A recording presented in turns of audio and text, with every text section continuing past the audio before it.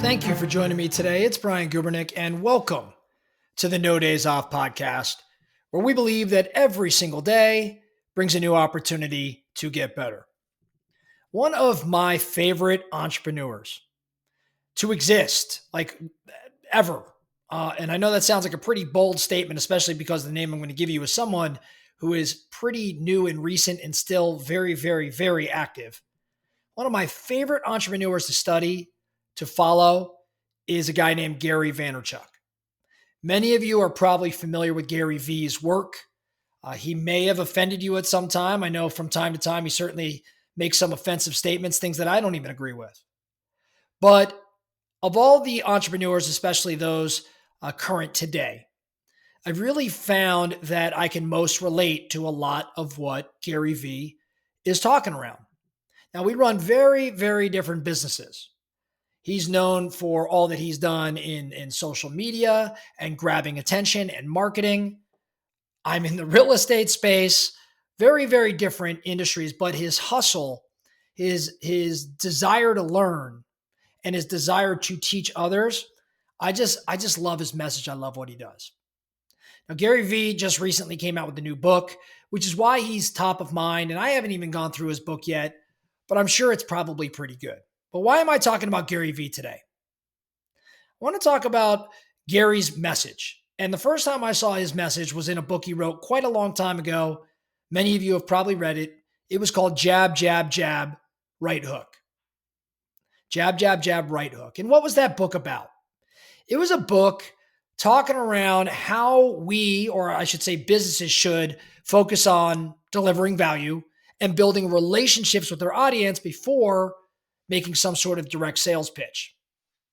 The metaphor of jabs, right? Like in boxing, you use a jab, you use a right hook. The metaphor of jabs represents the consistent, value-driven content that you'd share with your audience, while the right hook signifies the occasional call to action, the direct call to action or the sales pitch. Gary emphasized that in a digital age, especially on social media, that you had to provide, and he still says this today, provide engaging and relevant content, because that's crucial. It's critical to earning trust and earning the attention of potential customers. So this book, Jab, Jab, Jab, Right Hook, that's what it was all about. But the way I think about it in simple terms, Gary was trying to say, give, give, give, and then ask. Give, and then ask. Businesses and individuals should focus on providing value to their audience multiple times, many times over, asking nothing in return until finally, after you've provided so much value, you feel comfortable. It's almost crazy that you haven't even asked yet, making a direct request for something in return. Again, you're building trust. You're fostering relationships with the audience before you're doing anything. So give, right? Let's break down this concept a little further. I said 3 gives. So let's say give number 1, share valuable or helpful or entertaining content that resonates with the audience. Maybe this is through social media. Maybe it's certain posts. Maybe it's certain presentations. Whatever it may, maybe it's just in an individual sales pitch, right? Like if you're selling to an individual, can you give value? Can you give help? Can you entertain? And in doing so, resonate with the individual or the audience on the other side. The goal here is to establish a connection and to show that you genuinely care about your audience's needs and interests. The second give, continue to provide more value without asking for anything yet. Don't ask for anything in return. Build a sense of goodwill and trust. Demonstrate consistency and reliability in your interactions. Again, I want you to hear those words. Demonstrate consistency. So the first give, maybe your recipient's like, okay, I know he's a salesperson. I know she's a salesperson. What's next? But then you give again, asking nothing in return. That builds this sense of goodwill and it demonstrates consistency and reliability. Now you're being perceived different than so many others. Now, a third give, offer even more valuable content or resources. This persistent focus on giving reinforces the relationship and it solidifies your position as a trusted source. Now, we've gone through a handful of gives, and maybe this took a couple days, maybe this took a couple months. Hell, in certain situations for me, maybe it took a couple years, and I'll explain that here in a moment. But only after you've given do you then ask. And only after you've given enough and you've established a strong rapport should you make any sort of request. This request, again, could be a call to action. It could be a sales pitch. It could be a request for some form of engagement or support. And the only way you could do this is because you've built up trust and you've provided value.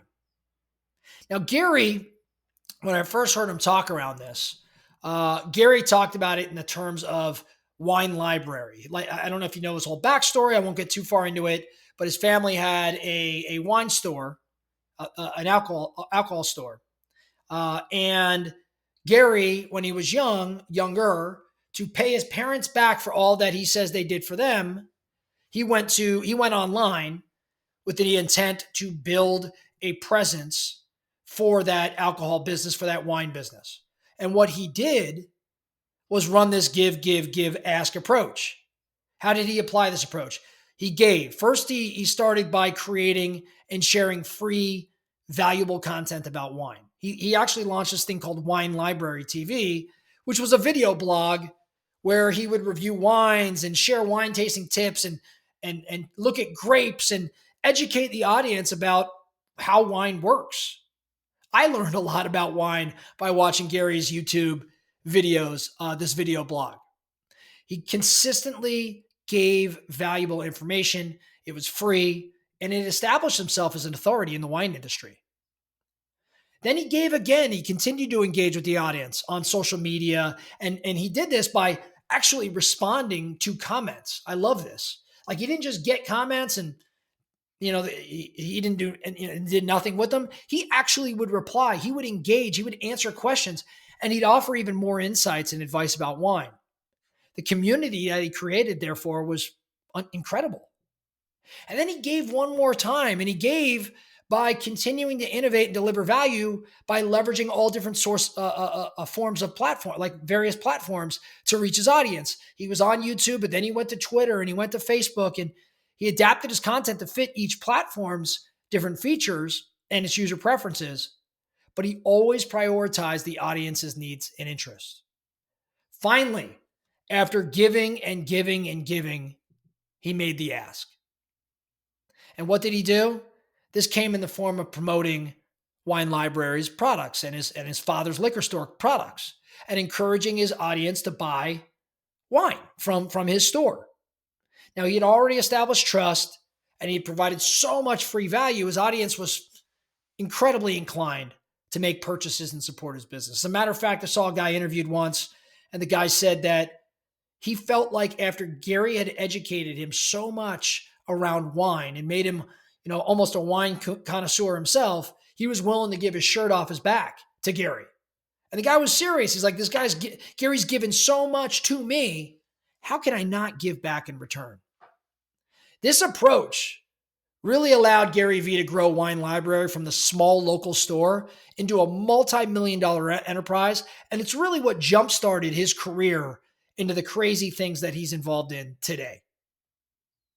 So this whole give, ask concept, I think this applies in so many different places. And I mentioned something, I said I'd come back to this. I don't want you to think about this just in terms of sales, even though it is very applicable. If you have a business, if you're looking to sell a product or a service, I would ask you, like, how are you giving? How are you giving? How are you giving?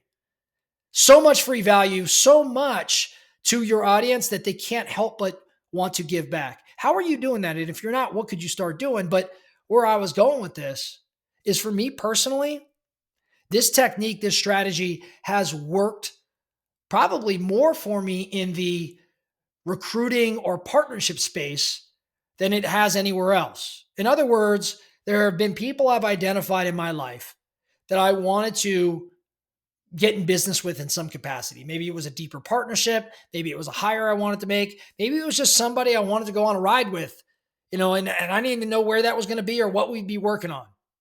And my mindset, right or wrong, was, how could I support them? How can I give them? How can I, help them in some way? And never ask for anything in return.